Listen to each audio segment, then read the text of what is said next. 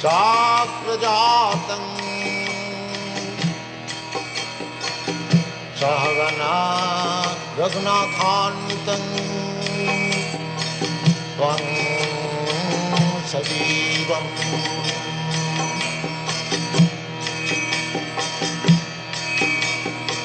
Sadvaitam Savadhutam Parijana Sahitam Krishna Chaitanya Devam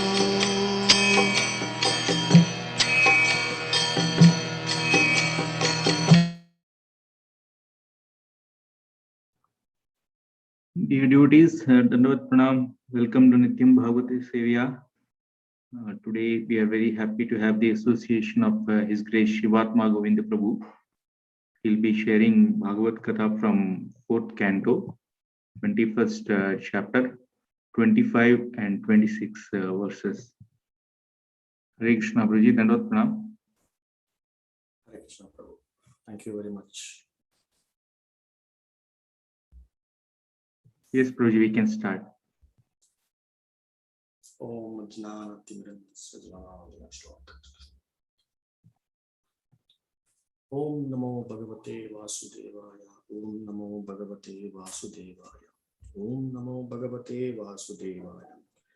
Narayana Namaskrityam Naram Chaiva Narottamam Devim Saraswatim Vyasam Tato Nastapraya Shubhadrishu Nityam Bhagavata Sevaya Bhagavati Uttama Shloke Bhakti Bhakti Stiki.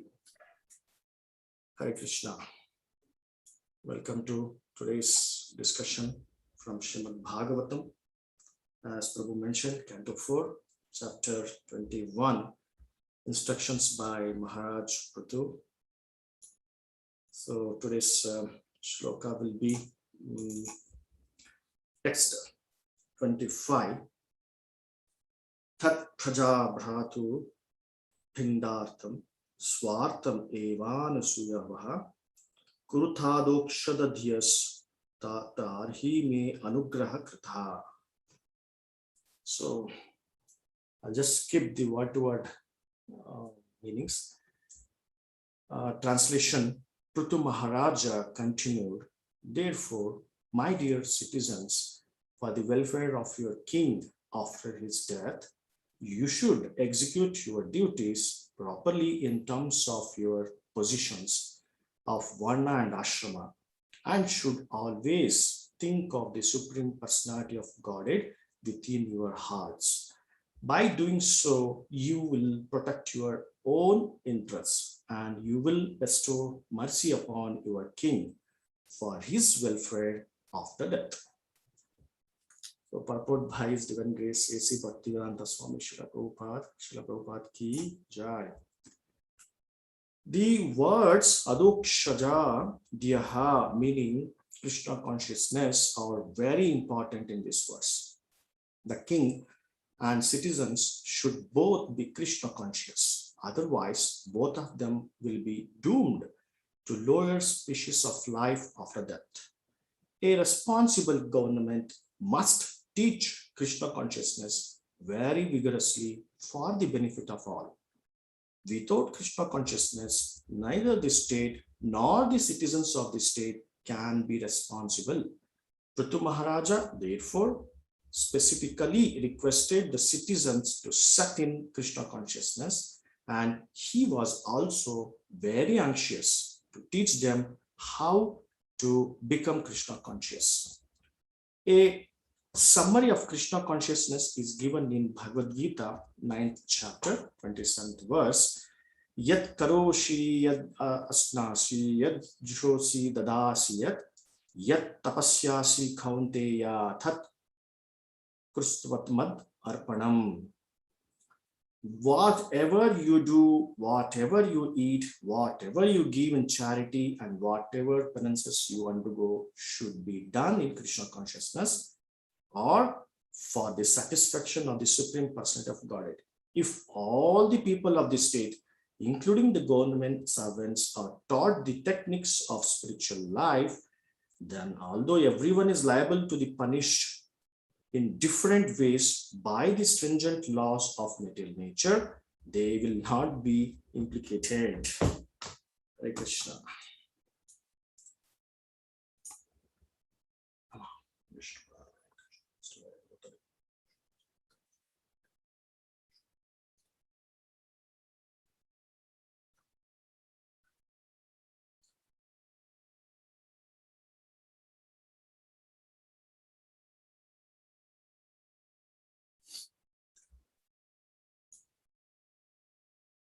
We have seen in Srimad Bhagavatam a series of kings, stories of kings, pastimes of kings.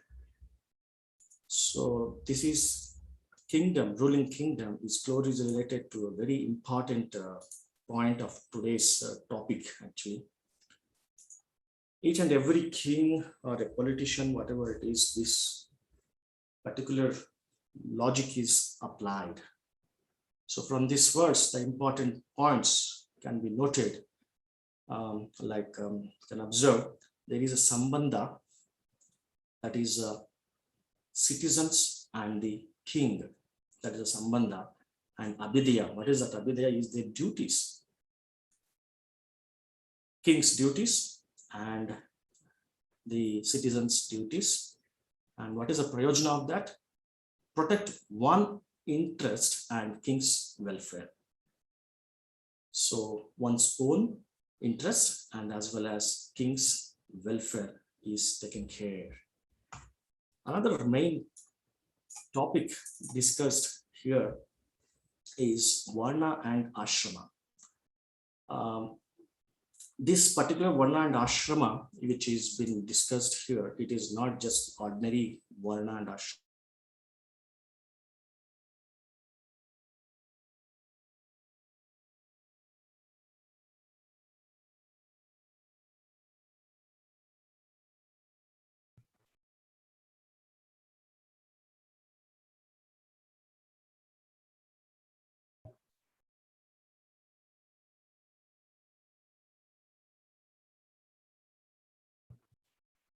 Krishna Prabhuji.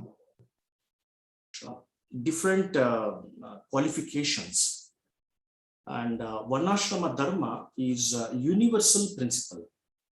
Everyone should follow regardless of one's Varna or Ashrama. Different people are given different rules to follow for certain purpose. The purpose is not restricting people, but gradually elevate people with the minimum of sinful actions. If we do lesser sinful actions, we elevate ourselves. If we commit sinful actions, we degrade ourselves and we take lower and lower birth.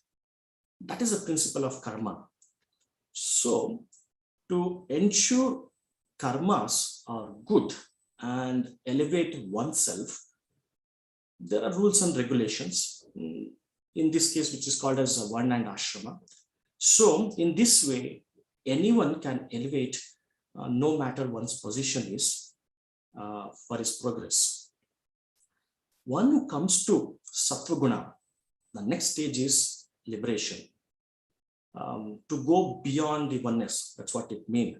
These are the principles, and at the same time, maintaining material necessities, because people in Tamoguna are attached to the bodies when they are in Tamoguna. So material necessities are taken care of, and along with that gradual elevation of people, this is also necessary. When they come to Sattva-guna, they become detached from material things. Then they go for liberation. Before this, it was difficult for them to aspire for liberation, since they have more attachments in Tamoguna. So they have to come to Sattva-guna, and to come to Sattva-guna, Varnashrama is necessary. So this system, which will ensure progress for the individual jiva from lower to higher and to liberation. We know the four goals of varna and ashrama, artha, kama, moksha, karma, and other things. In this, we don't have the discussion of the very important prema. Actually, as per the principles of Chaitanya Mahaprabhu, it should be prema. Normally in the system, everyone speaks about the liberation, the moksha. In that sense, it looks incomplete because prema is missing in that. In other words, varna and ashrama takes one to karma yoga, to jnana yoga, and further to ashtanga yoga, like this. But for the people of bhakti yoga, liberation are actually rejected and it's unfavorable. They go beyond that. That is not mentioned in the goals of varna and ashrama. On the other hand, we do have worship of Supreme Lord, as mentioned here as Adokshaja Diyas, Adokshaja Diya. So the people should concentrate their minds on the Supreme Lord. So this is also bhakti. However, this is not the major factor in varna and ashrama. Major factor is taking care of their material needs. Because they are in tamoguna, they don't have so much spiritual interest. The priority is maintaining the necessaries. Bhakti is their minor part in the system. So therefore, it cannot be called as bhakti yoga, but can be called as karma yoga. Through this process, gradually, they can elevate, and hopefully, because they do worship the Supreme Lord also in this process, they can eventually take to the process of bhakti. So we have to understand from this process cannot be independent of the mercy of the Supreme Lord. Nothing is independent, including this. If it acts independently, it will not be proper effect. It will be, I can say, Asura Varnashrama. It will be Daiva Varnashrama when Lord is respected, as in this case, Pṛthu Mahārāja's case. On the other hand, it cannot be bhakti also, because this bhakti is only a minor part or minor activities, a portion of their sadhana. Their major portion is to follow the rules and regulations of varna and ashrama. So through the process, they gradually elevate themselves. This is the Shakti of the Lord in Karma Yoga also. Elevate themselves to Sattva-guna. Once they reach Sattva-guna, they qualify for Jnana Yoga. Jnana. Not Jnana Yoga, Jnana.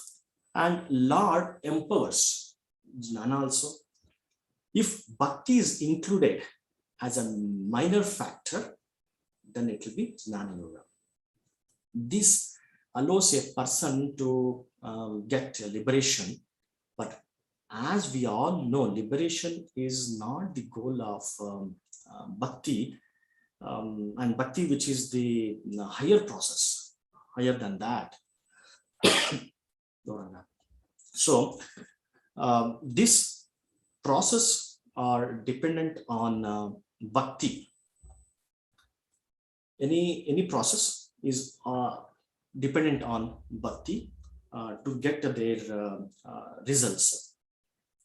Whether it is Jnana Yoga, because Jnana is dependent on bhakti to give the, for the, if practice together, it gives the liberation. Karma is dependent on bhakti to give material prosperity.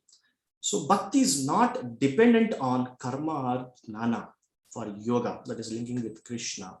If practiced together, but actually our the gurus and shastras like acharyas and Bhagavatam, Bhagavad Gita prefer not to mix it at all. It's simply the bhakti, the pure bhakti, that's it. So bhakti is not dependent on other processes at all. It stands independently and it gives its result without any additional yoga or processes or any sort. But in case of jnana or karma or any other processes, for the results, they have to depend on the bhakti. So it stands independently, but it's not the other way. If we mix it, we get the lesser results. When we mix bhakti along with others, the result definitely will be lesser from the viewpoint of bhakti yoga. In other words, other processes are lesser value and results are lesser. So ultimately, bhakti is the higher. So, however, normally in the system, we have kings establishing a society, instituting varnashrama for the upliftment of people in general. Now, this is a process of people in general who don't really have faith in bhakti. It's a solution is given for them. However, anyone in the system, if they are in tamoguna, rajoguna, or sattoguna and have faith in process, they can take up this process. And they are free to reject karma yoga, jnana yoga, and ashtanga yoga, and so many. So they're no longer dependent upon these processes. In Srimad Bhagavatam, we find tracing lineages of kings who establish varna and ashramas. In this case, Swayambhu Mano establish a lineage of a line of kings. In that, the line of kings, we find Pṛthu Mahārāja appearing. So all these kings establish general setup for the people. At the same time, these kings are devotees of the Lord. They were doing all this as duties, but they also have great bhakti at the same time. However, they are not imposed only bhakti upon the citizens, because obviously the country has to make it in itself and people have to work and etc. So many things. So king imposes varnashrama dharma as a practical material system for the sustenance of people in the kingdom. At the same time, in the case of many kings, we have seen, and in this case also, Pṛthu Mahārāja's case also, he is encouraging the citizens to take up the process of bhakti. So in this way, both needs are satisfied. Material needs, establishing a healthy environment to minimum of sin, to varnashrama, and at the same time automate spiritual advancement in the process of bhakti by introducing a minor part of bhakti into this varnashrama. So one cannot exclude bhakti from the process, whatever the process it could be, but radically can exclude other process to bhakti. So in case of bhakti, we can exclude any other things. That is what is expected from the viewpoint of acharyas and shastra. This is what happens when with the many devotees. We'll see they leave the kingdoms and goes to the forest simply to practice his bhakti, meditation on the Lord. So we have examples like that. People are able to give up everything for the simply to do the bhakti, practice of the bhakti. This is what Krishna says at the end of the Bhagavad Gita. Just give up everything and simply do bhakti. So if we cannot do the other process for some reason, then at least we should do bhakti. That should be the our process. If we can do with them with impediments, it's fine. Let's do it. Do to them. Because there is no loss of not doing other processes. In this way, bhakti is glorified all the different processes as a supreme process, independent, at the same time practical for all to follow. Nothing difficulty, very simple. So in Kali Yuga, especially, the process of Karma Yoga, Jnana Yoga, Ashtanga Yoga are not at all recommended. Only the process of bhakti is recommended. That's what Chaitanya Mahaprabhu says. Haranama, Haranama, Haranama eva kevalam. Kalo nasteva, nasteva gatiranyatha. He rejects all the other processes. Why he mentions 3 times nasteva, nasteva? This is because of this. And he recommends only Haranama eva kevalam, recommends bhakti in the form of chanting the names of the Lord. This is the ultimate process for Kali Yuga. Though we see in Srimad Bhagavatam, all the processes are recommended because these kings are preaching in other ages other than Kali Yuga. So whatever we see in Shastra or Srimad Bhagavatam, these are the pastimes of a different yuga, not the Kali Yuga.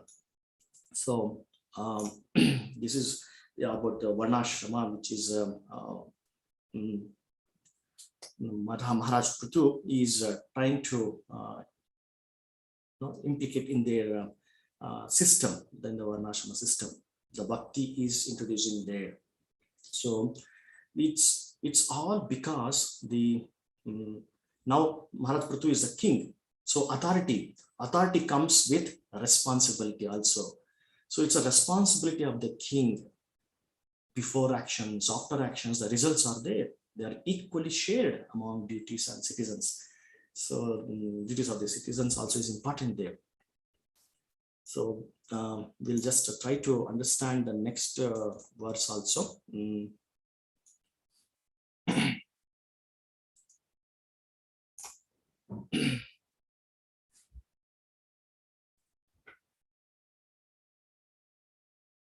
Yuyum tad anumodadvam pitru devarshaya amalaha kartu shastur anujatos tulyam yat pretya tatphalam. So the translation by Srila Hesi Bhaktivinoda Swami Srila Prabhupada, I request all the pure-hearted demigods, forefathers, and saintly persons to support my proposal. For after death, the results of an action is equally shared by its doer, its director, and its supporter. So, report.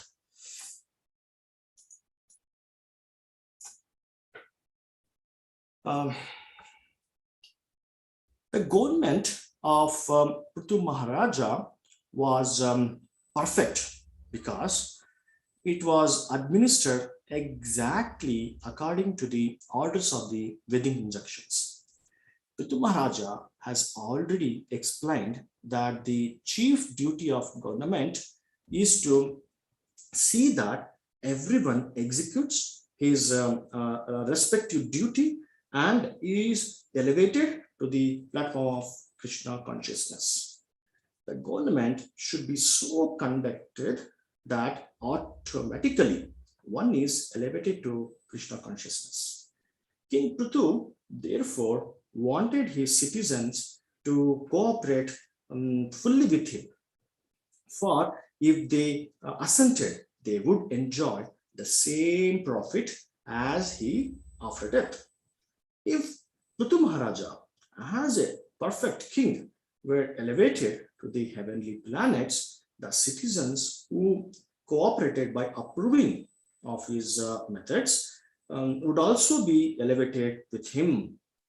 since the Krishna consciousness movement going on at the present moment is genuine, perfect, and authorized, and is following in the footsteps of Pṛthu Mahārāja, anyone who cooperates with this movement or accepts its principles will get the same result as the workers who are actively propagating Krishna consciousness. Excellent.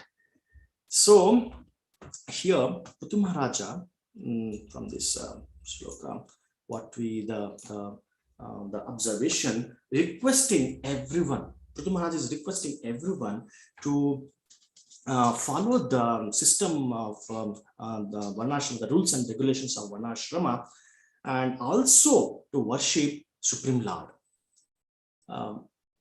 In this way, he is telling that you will also be getting the mercy, to the king. So he is requesting everyone to follow, and in this verse, he is requesting that the devatas, forefathers, and rishis, all the assembled people there. In other words, he is asking permission to follow the system from the citizens, from the ministers, from the prince, friends, etc. So who are all present there. Also to higher living entities, the devatas, rishis, who lived for several yuga cycles, or many more yuga cycles. So he asked everyone for their approval. This is what it mentioned in Prabhupada's purport. He's asking for the approval. He's not ordering, his approval, their approval. So technically speaking, of course, he doesn't have to ask for approval, Pṛthu Mahārāja, because he is a king and is an authorized person, authority is there in his hands. Secondly, he is the avatar of the Lord.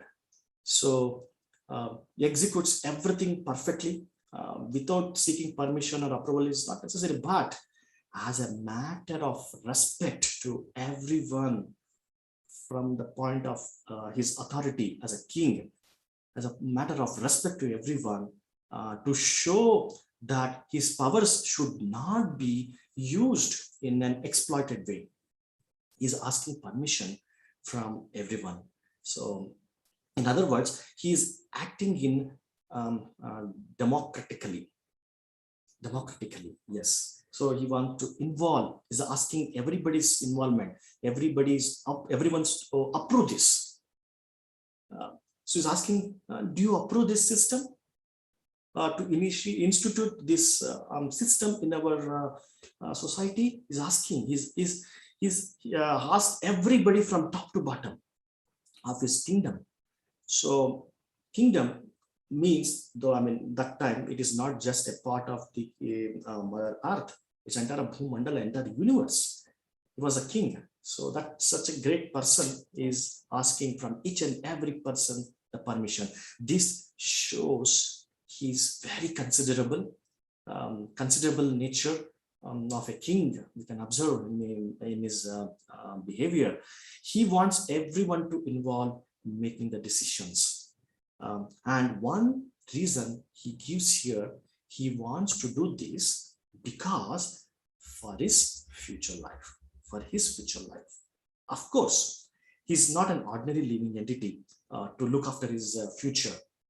But anyway, he's acting as a normal person, general person, as a normal king. So he's saying that after life, he will get the good result by following this method of dharma. So he's acting like that. And he is saying that you should permit this. He's asking the permission, you should do this. And if you permit this by instituting the Varnashrama dharma and following the bhakti in that, the people who are giving the permission, they also get the same results. Because the permitting person also shares the result after death.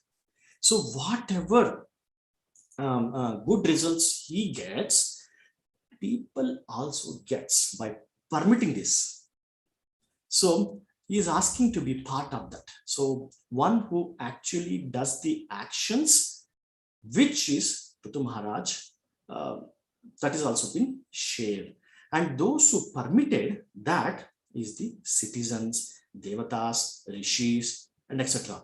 They also share the results. And those who instructed with them, the Mahārāja Pṛthu, will also get the results after death. Of course, we should understand that this idea of after death getting the results, whatever is material, but that's not the real intention of Pṛthu Mahārāja, since he is the author of the Lord. In other sense, spiritual life, going to the spiritual world is superior than going to Swargaloka, metal world again. But at the same principle will apply in devotion. So everybody gets credit for the practice of devotion. So that's why we see in the case of Prahlad Maharaj, he said that generations before will get benefit, and generations after will also get benefit from his becoming a devotee. So there is some benefit accorded or included in terms of devotion for people in general involved with or somehow related, connected with Prahlad Maharaj if he is a devotee. So in devotional service as well, in any process, material process like Karma Yoga, Jnana Yoga, Ashtanga Yoga, if different people cooperate together, they are also sharing the results just by cooperating. So instructor and permitter will get the result also, as well as the actual doer of the actions. So this is the rule. So we'll see also that the citizens and kings are related together, sambandha. So if citizens commit sinful activities, king has to share. King has to share 1/6 of that result. In fact, some of them are higher effects. Some of the sinful actions are exchanged. So if citizens of the society do sinful acts, the king share 1/6 of that result. So worse fear is that if the king is good, the citizens share the results after death. They also get some percentage of punya because they're supporting the Dharma king. So in this way, in perpetual world, proper punya is concerned, there is bondage. We all know in following the king, supporting the king. In democratic world, we all see supporting one person and rejecting another person. So all these people will share. So the punya, whether that person is good or bad, punya or sufferings, they have to go through this. They will be sharing the results equally. The citizens who support them, just for support, what to speak of actually following the particular orders. So the idea here is not all direct actions by individual will give the good results, but if one support the actions of the others, or he gives instructions to others, and if that person finally do something good, one also gets the good results. That is how the sambandha, the relation. Normally, our actions, that also ways in which we deal with other people, will also give the fruitive results for the future. So that applies too for its relative distances, and so bhakti also applies too in this case. Bhakti, so we give instructions to others, and obviously if they follow and do the devotional service, so we also get the benefit of that. So one who preaches shares the benefit of others of devotional acts also. Similarly, and those people who supports, like here in King Pṛthu Maharaj's case, is asking the people to support his rulership. So if they support the preaching activities, they also get good results. So in this way, in the act of good results, or in the terms of punya, but in terms of bhakti, it all will be shared. So in this both levels, we have the relationship on the level of karma, and in the level of bhakti also, because they'll be sharing of results. So the people who do the action will get the results, plus to all those who supported, they also get the good result. So self as well as results of others by just following the orders.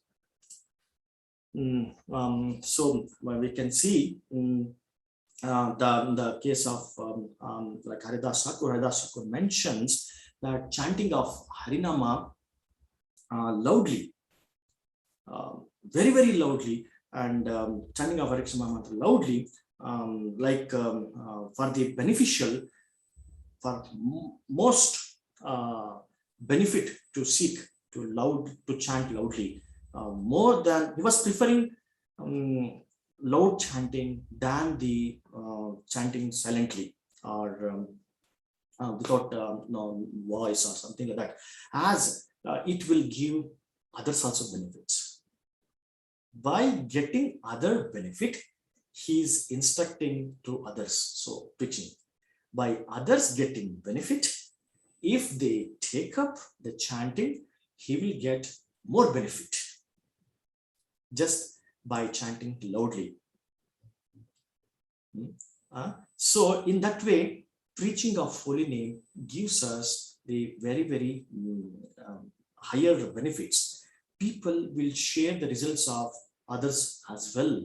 So he prefers to chant loudly rather than chanting softly.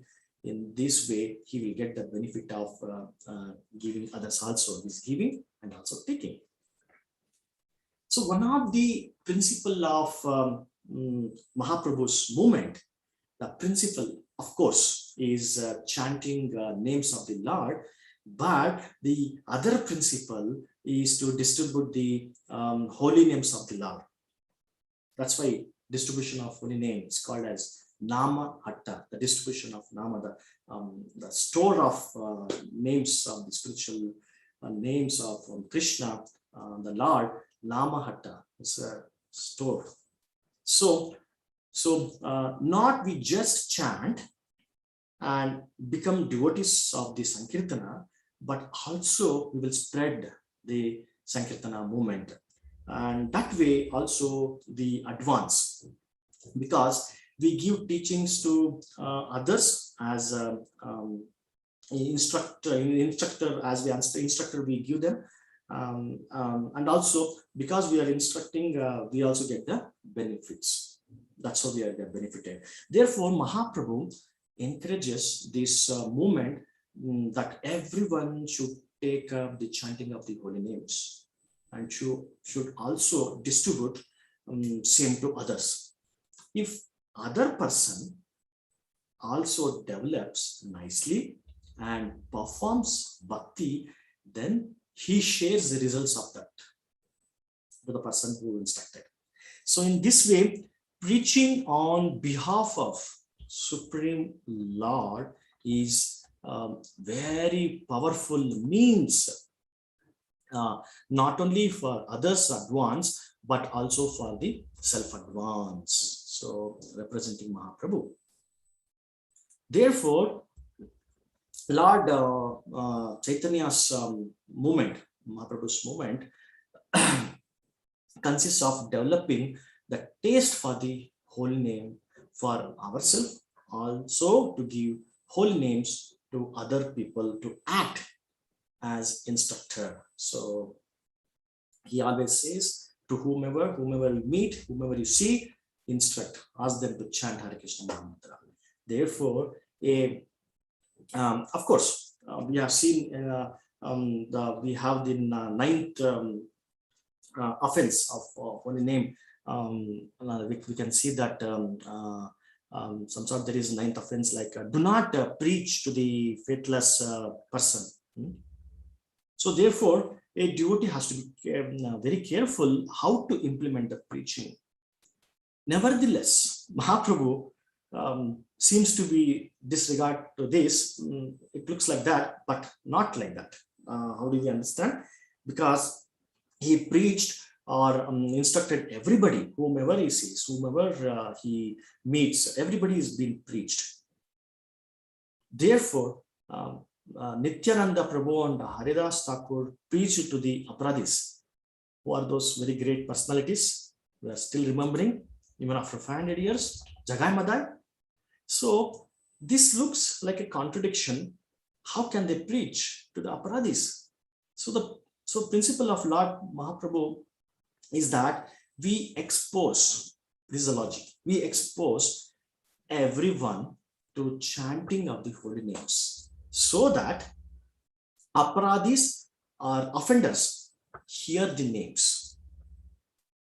By constantly hearing the names of their names of the Lord, their aparadha will also get destroyed. Then they develop the taste. Once they develop the taste, we can preach to them.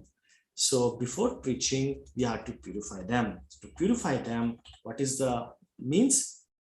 Giving them the holy name. That is why Nagar Sankirtans. That's what Mahaprabhu was doing. That's what Nityananda Prabhu, Haridas Thakur, all the followers of Mahaprabhu, they're going for Nagar Sankirtan, so that the others also get benefited, and the person who is giving the instructions also get benefited. So idea of not preaching to faithless refers to simply teachings or giving instructions, but no one is excluded from hearing the holy names. So ninth offense speaks about preaching, but we can ask them to chant, or we can give them the taste. That is not been stopped. Once they develop the taste, we can preach to them. That's what the point is. So everybody can hear the holy names when we are singing, doing Sankirtan. So Lord Chaitanya was very merciful. He allowed the Aparadhis to hear the holy names chanting by the devotees. In this way, they all become devotees. When Jagai and Madai hear the names of the Lord, and by the mercy of the Lord Nityananda and Haridas Thakur, and the mercy of Lord Mahaprabhu, they can actually raise the devotees by serving the Vaishnavas. They can serve them. Today also, now also, we are remembering them, Jagai and Madai, because their actions that time, they supported, they heard, got purified, and they followed the instructions of Nityananda Prabhu and Haridas Thakur. So for today also, we are remembering them and glorified, they're glorified. So one should not preach to the faithless person. Lord Chaitanya also instructed to broadcast the holy name everywhere in this way. Unqualified people eventually become qualified Vaishnavas. So this is the way in which we can benefit others. So this is another method of being the instructor. Instructor will also get the benefit. So if we broadcast the names everywhere, simply spread the sound everywhere, that is beneficial to everybody, even for the demons, even for the Aparadhis. As a result, devotees gets the results also. The person will get purified and gets the bhakti, then devotee also shares that results of that person. So In this way, the results of another person, that is all connected one to one. So it's all been interlinked, and if bhakti portion is added in that and follow the principles of Mahaprabhu, spreading the holy name to everyone, everybody, so it's not an aparadha, also it is a benefit for everybody. So that is what Mahārāja Pṛthu, he is trying to implicate the part of bhakti in the varnashrama system here. Obviously, so he is not an ordinary king, though he is acting as a normal king. He is a supreme person, and he is supreme personality, and he is the avatar of the Lord. So he need not to do all these things, but as to respect to others, he is giving this kind of instructions in the way of asking them to involve into this varnashrama system, to follow and to approve of that, because he wants that benefits to be given to them also. And if they follow that and they get the results after the death, that results also will be given to King Pṛthu also. So this is a interlinked sambandha. So that's what we can learn from. There could be many other important points. So this is what I see and from this verse. So Hare Krishna. So if anything to be added or to be edited from my words, kindly let me know so I can correct myself. Hare Krishna. Om Tat Sat. Hare Krishna, Prabhuji. Thank you for the wonderful class. You touched upon few points, few topics rather, I would say. First was on the Varnashrama Dharma, how it involves people. It's not it doesn't restrict people, but involves people to do practical material duties, while at the same time reducing the burden of sinful activities. And the important point about how bhakti is not dependent on other processes, whereas the other processes of emancipation or spiritual progress depend on bhakti.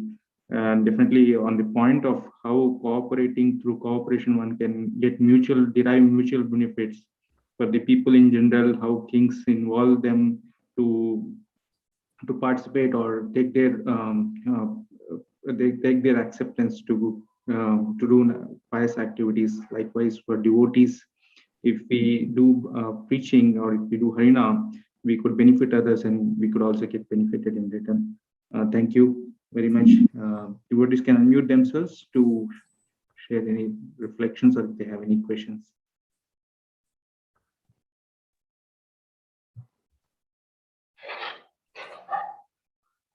Hello. Whatever I spoke, it's a repetition of the other devotees, senior devotees from whom I heard. So it's only an acquired language, I can say acquired knowledge, I can say. So not realized knowledge. Whatever is possible, if anybody has to be adding that, they can add or to correct me, you're welcome.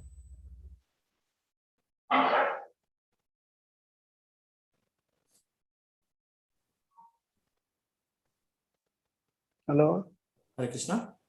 Dandot Pranam Prabhuji. Hare Krishna. Prabhu. Can you explain Jadai Madai? You told me, no? Can you explain to them about that?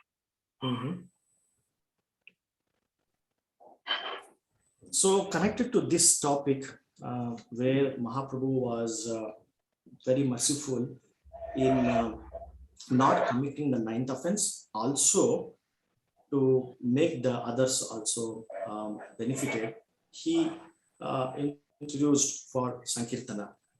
So preaching to a faithless person may be to be avoided, but at the same time, nobody is going to stop you making them to hear the holy names, because the first stage for preaching is they have to be purified. Whatever the preaching is done to them, they should be receiving it. So in the case of Jagai and Madai, they were not in that level. They have to be purified in the first stage. So for purification, without preaching, the only technique is making them to hear the holy names. The holy names will purify a person who hears, whether he's a faithless person or a demon or anybody for that matter. So the technique of Sankirtana was introduced, and Nityananda Prabhu and Haridas Saku, they were going, knocking each and every door of Nadia, and all the residents were called out, and they are requesting them to chant Hare Krishna Mahamantra. In fact, we can see Mahaprabhu going for many Nagar Sankirtans. So in the case of Chantikaji also, we have seen he was stopping them. And at last, he also got purified, and he also became a devotee. So one level they come to the purification process, then preaching can happen, and they will be glorified. So for today also, after 500 years, Jagai Madai are being glorified, not just remembered. Hare Krishna, Prabhu. Did I give the point to that question?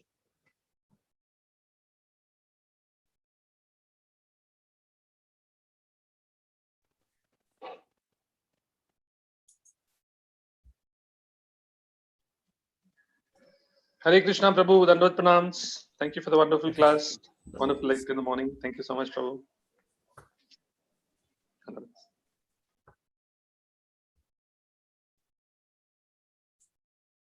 So in modern days, the principle of Mahaprabhu is also been followed in a modern way for modern people. Like Srila Prabhupada introduced the temple preaching and temple constructions and so many things, so that the people can be attracted there, and Harinam is given there, they'll get purified and they'll become devotees. And once they become the devotees, the results of their devotion is also shared by to the person who's instructing them. That's the point. So Prabhupada started introducing them big temples and big structures, all the facilities where entire devotee community can come and preach. That's what is the logic I understand from Prabhupada's movement. So in our case also, like we have many temples. Why many temples in Bangalore? One temple is enough, but no, because that facilitating that a loud speaker, the loudness of the holy name should be reaching to everyone. Everybody has to be introduced to this holy name. So in whatever the position they are, whether they're demons, they are good people, pious people, including devotees, whoever hears this Harinam, they will be benefited. And in that way, is facilitating even the devotees as from the viewpoint of instructor. So they can be instructor. That's what Mahaprabhu says, no? Like whomever you see, you just become a guru for them, just preach them, give the holy name to them, make them to chant.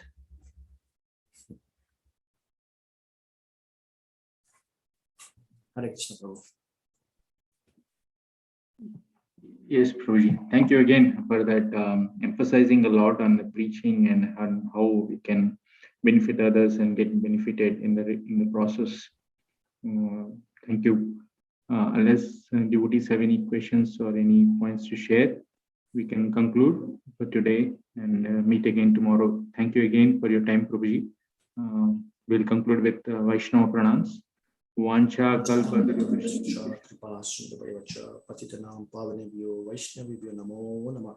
Ananta Koti Vaishnava Vrinda ki jai, Srila Prabhupada ki jai, Shri Gurudev ki jai. Okay. I'm concluding. We'll meet again.